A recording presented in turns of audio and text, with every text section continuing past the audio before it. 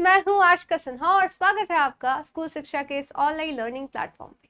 आज की इस वीडियो में हम लोग बात करने वाले हैं जेएनवी क्लास 11th के सोशल साइंस के सिलेबस में।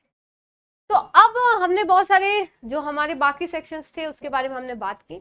आज हम लोग जो है वो सोशल साइंस के सिलेबस को देखने वाले हैं, एनालाइज करने वाले हैं और साथ साथ पीवाईक्यूज भी देखने वाले हैं कि कैसे आपके जो इस साल यानी 2025 में आपके क्वेश्चंस आए थे तो वो किस हिसाब के आए थे। ठीक है, तो चलिए स्टार्ट करते हैं। सबसे पहले अगर बात करें इसके एग्जाम पैटर्न की तो आपके 5 सेक्शंस आते हैं, सभी से आपका 20-20 क्वेश्चंस आता है, तो 20-20 मार्क्स का आपका हर एक जो क्वेश्चंस आते हैं हर एक सेक्शन से। तो अगर सोशल साइंस की बात करते हैं तो यहाँ भी 20 क्वेश्चंस आते हैं।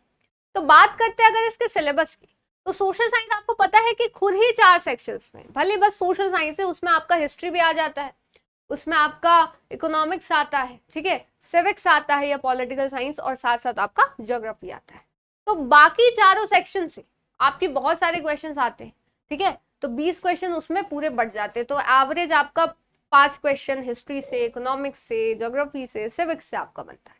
ठीक है, तो आइए चलते हैं इसके ऑफिशियल सिलेबस की तरफ कि आपके एग्जैक्ट क्या क्या क्वेश्चन आते हैं। ठीक है, तो आप यहाँ देख सकते हो, ये रहा आपका पूरा सोशल साइंस का सिलेबस और इवन आपको टॉपिक्स भी बताए गए हैं कि कौन कौन से टॉपिक से आपको क्वेश्चन आता है। ठीक है, तो हिस्ट्री की अगर बात करें, आपके 5 चैप्टर है। Rise of nationalism in Europe, है ना, नेशनलिज्म इन इंडिया, फिर आते हैं the making of a global world, फिर आता है द एज ऑफ इंडस्ट्रियलाइजेशन, ठीक है, print culture and the modern world.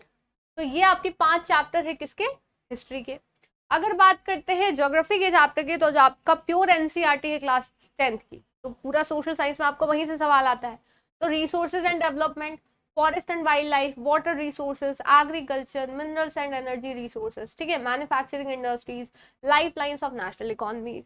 तो ये आपके ज्योग्राफी के चैप्टर हो गए। सिविक्स की अगर बात करते हैं तो power sharing, federalism, gender, religion and caste, political parties, है ना, आउटकम्स ऑफ डेमोक्रेसी, ये हमें देखने को मिलते हैं।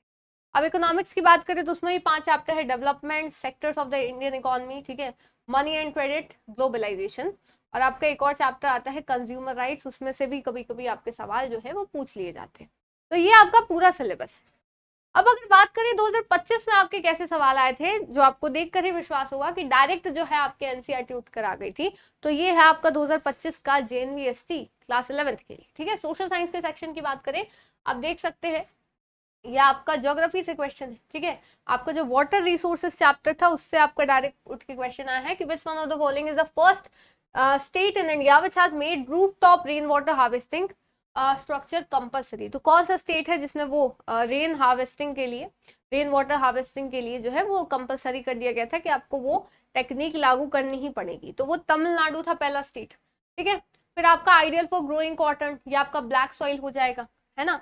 तो ये सारी चीजें जो है आपकी प्योर एनसीईआरटी में लिखी है। आप 20 के 20 क्वेश्चन देख सकते हो, आपको ये पीडीएफ मिल जाएगा हमारे स्कूल शिक्षा टेलीग्राम चैनल पे। ठीक है, तो आप उसको ज्वाइन कर सकते हो, जहाँ पे आपको सारे स्टडी मटेरियल्स या क्लास की पीडीएफ जो भी आपकी क्लासेस चलती हैं वो आपको मिल जाती है।